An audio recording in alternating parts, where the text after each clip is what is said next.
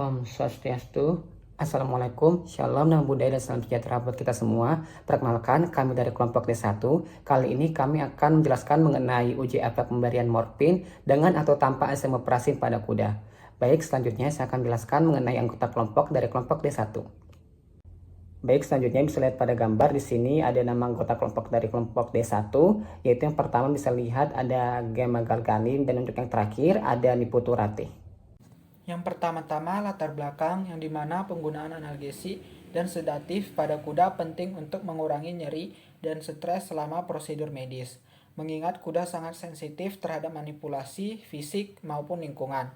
Morfin sebagai analgesik opioid kuat yang efektif meredakan nyeri tetapi berisiko menimbulkan efek samping seperti agitasi dan eksitasi jika tidak digunakan dengan tepat. Karena itu, morfin sering dikombinasikan dengan sedatif seperti acipromazin, yaitu tranquilizer golongan fenotiazin yang bekerja menekan aktivitas dopamin dan memberikan efek menenangkan. Kombinasi keduanya dapat meningkatkan kualitas sedasi serta kenyamanan kuda selama tindakan medis. Namun, respon farmakologis terhadap kombinasi ini masih bervariasi tergantung dosis, kondisi fisiologis, dan perbedaan individu.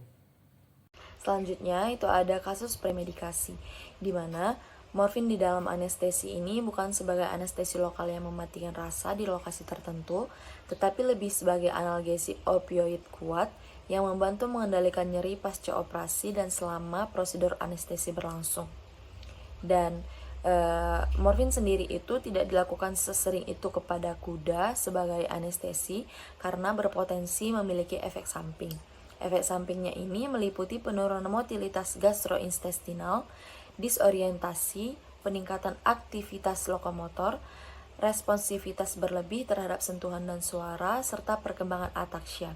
Efek lokomotor ini dianggap dihasilkan dari aktivitas dopaminergi dan pemberian acipromazin karena pemblokade fenotiazin pada reseptor adrenergi sentral dan perifer, serta reseptor dopaminergi mengurangi respons lokomotor. Nah, kombinasi acipromazin dan morfin ini juga dapat memungkinkan pemberian opiat secara aman dengan meminimalkan kemungkinan eksitasi sistem saraf pusat serta mengurangi efek samping lokomotor yang merugikan. Jadi di sini saya akan menjelaskan mengenai data vital. Jadi data vital ini terdiri dari beberapa aspek parameter. Jadi yang pertama kita melihat frekuensi jantung. Jadi frekuensi jantung ini merupakan parameter utama untuk menilai respon sistem kardiovaskular terhadap pemberian morfin dan acipromazin. Jadi denyut jantung kuda itu normalnya berkisar antara 28 hingga 44 kali per menit. Kemudian untuk pemberian morfin dapat menyebabkan sedikit peningkatan atau penurunan frekuensi jantung tergantung pada dosis dan kondisi hewan. Karena morfin ini bekerja pada sistem saraf otonom yang mengatur aktivitas jantung. Jadi sebaliknya, pada acipromazin cenderung menurunkan frekuensi jantung akibat efek vasodilatasi perifer yang menurunkan tekanan darah dan resistensi pembuluh darah. Kemudian untuk kombinasi kedua obat tersebut dapat menimbulkan penurunan ringan pada frekuensi jantung, namun tetap dalam batas fisiologis yang normal. Kemudian untuk data vital yang kedua yaitu frekuensi pernapasan. Jadi frekuensi pernapasan ini digunakan untuk menilai fungsi respirasi. Jadi morfin dapat menekan pusat pernapasan dan menurunkan laju napas sehingga sedangkan acipromazin memberikan pengaruh minimal terhadap sistem respirasi.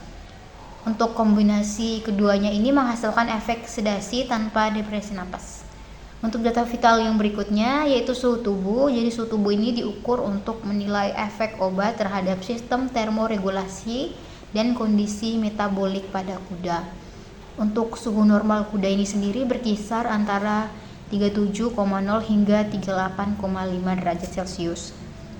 Untuk acipromazin ini dapat menyebabkan penurunan suhu tubuh karena efek vasodilatasi perifer yang mempercepat perlepasan napas dari tubuh. Kemudian untuk morfin ini di sisi lain biasanya tidak menimbulkan perubahan suhu. Kemudian untuk pemberian kombinasi morfin dan acipromazin Ini menyebabkan suhu tubuh dapat sedikit menurun, tetapi perubahan tersebut masih berada dalam kisaran normal dan tidak membahayakan. Kemudian tekanan darah. Jadi tekanan darah ini dapat menjadi indikator penting kestabilan sirkulasi.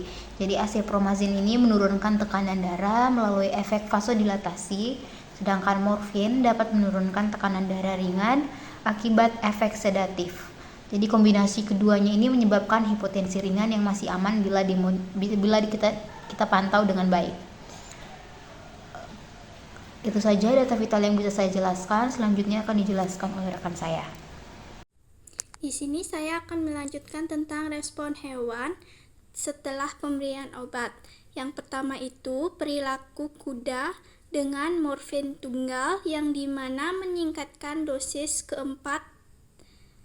Lalu dengan efek obat morfin ditambah obat azepromycin akan terjadi penurunan atau terhambat dalam perilaku kuda itu. Dia akan seperti terlihat lebih menurun ataukah lebih tenang. Lalu status mentalnya itu pada kuda itu di efek morfin tunggal berpotensi mengalami eksitas, dan pada efek morfin dengan azepromycin kudanya akan menjadi tenang dan kewaspadaannya itu menurun. Lalu pada keadaan usus atau mortalitas usus itu, efek morfin tunggal akan menurun dan tidak akan terjadi kelebihan atau berbahaya pada kuda. Terima kasih. Baik, di sini saya akan menjelaskan mengenai hasil pembahasan dari aspek lama onset dan juga efek yang diberikan dari pemberian morfin tunggal maupun kombinasi. Nah, pada pemberian morfin tunggal itu lama onsetnya itu 5 hingga 10 menit dan juga sama juga untuk morfin kombinasi yaitu 5 hingga 10 menit.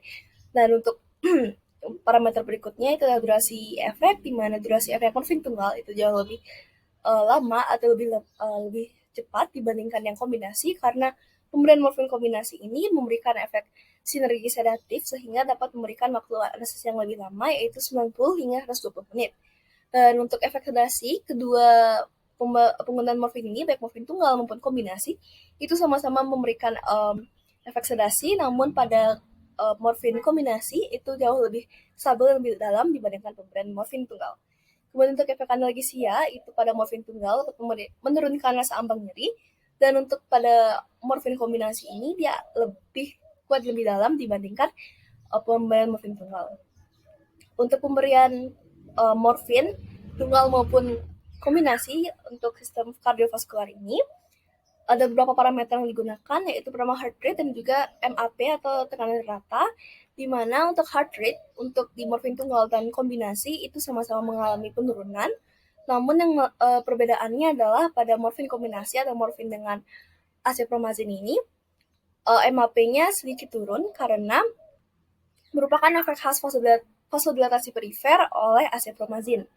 Nah, kemudian pada efek sistem respirasi itu ada parameternya, ada frekuensi nafas, indikator ventilasi alveolar, dan juga kadar oksigen dalam darah. Di mana untuk frekuensi nafas itu mengalami penurunan untuk kedua morfin, baik morfin tunggal maupun kombinasi, dan untuk kadar oksigen pun sama, tidak ada perubahan yang signifikan di antara keduanya.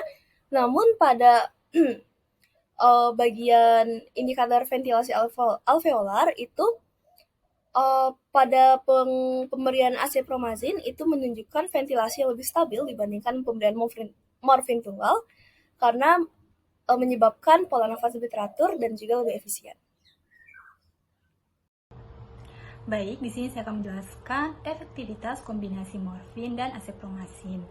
Yang pertama itu ada efek utama kombinasi morfin dengan dosis 0,2 mg per kilogram tambah azepromycin dengan dosis 0,02 mg per kilogram menyeimbangkan sedasi dan analgesia. Yang kedua itu ada durasi sedasi. Durasi menurun dari 100 menit apabila hanya menggunakan asepromycin tunggal menjadi kurang lebih 40 menit apabila dilakukan dengan kombinasi. Yang ketiga ada koordinasi gerak. Tetap normal, morfin menetralkan sedasi yang berlebih. Yang keempat perilaku. Tidak menimbulkan hiperaktivitas atau ataksia. Yang kelima itu ada mekanisme kerja. Asepromycin menekan dopamin sehingga menimbulkan efek tenang. Sedangkan morfin memberikan analgesia stabil tanpa reaksi yang ekstrim.